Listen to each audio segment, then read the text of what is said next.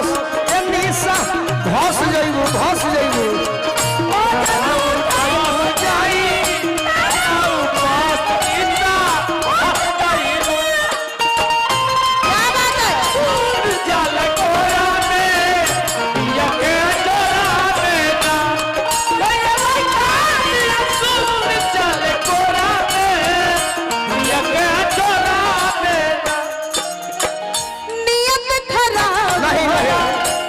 उस भाव में उस डांस से निशा जी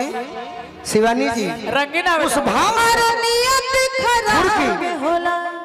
मैं भी देखना चाहता हूँ उस भाव से बड़ा तो देखा तो हुआ तनी अरे हम श्रोता हैं तहार ना रहुए खातिर तो गावा तनी उस भाव से खुद करो वो भाव में कि नियत खराब होला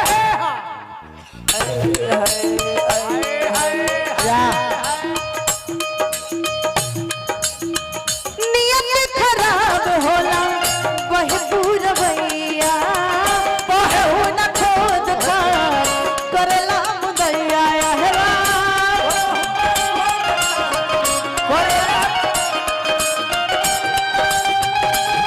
देखिए हाथ छोड़ाई हम नियत खराब होला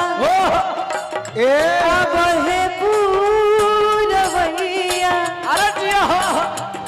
कबहू न खोद खाद करला मुदैया हेरा हो न खोज खाज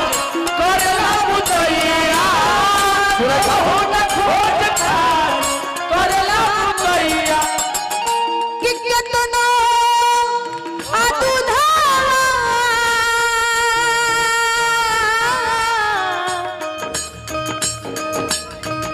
कि केतना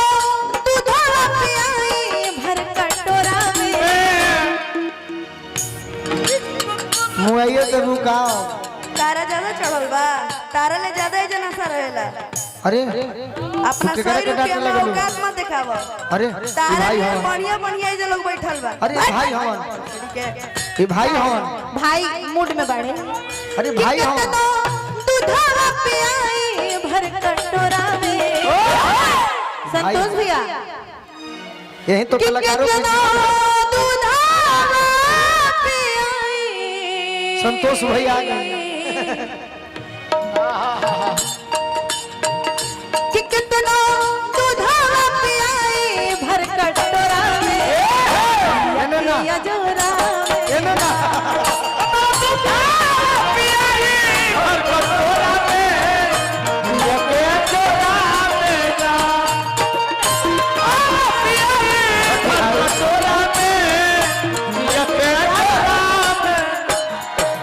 क्या करते थे साजना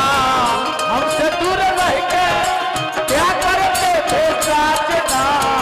हमसे दूर रह के हम जुदाई में अकेले छुप छुप के रोया करते थे हो छुप छुप के रोया करते थे अभी आई घर कटोरा में दिया गया चोरा में ना आप मुझे पसंद करते हैं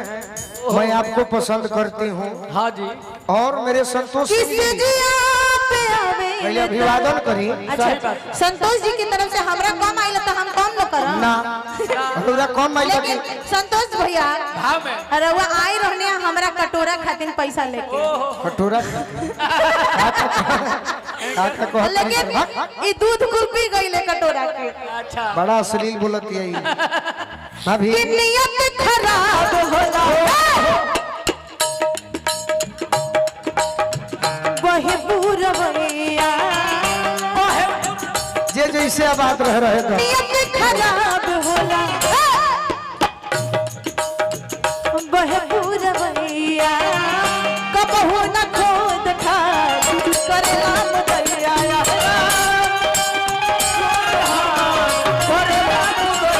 कबहू न खोद खाद करला मुदैया अच्छा निशा कि कबहू ये लाइन रो पहले कौन है का हाथ ना लगावे पहले भाई है का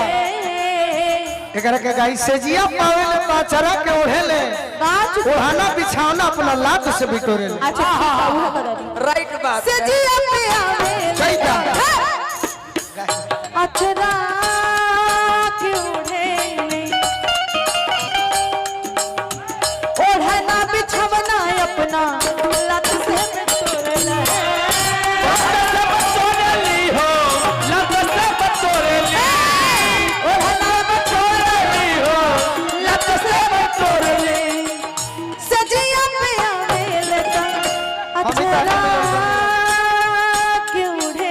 निशा जी अपना मत परेशान करो तो हमारे भौजाई हम ओढ़ना बिछवना अपना लत से बिटोरे ले निशा जी कि कबहू अपना परेशान करो तो हमारे भौजाई अपना देवर के अपना छोड़ो ना उस देवर के गलत जाने लगे हैं। तू तो जब परेशान कर करू हमरा के। देखो मुकेश क्या हो रहा है कि कबहू हाथ न लगावे उठ कोढ़ावे कि कबहू हाथ न लगावे इट कोढ़ावे या जोड़ावे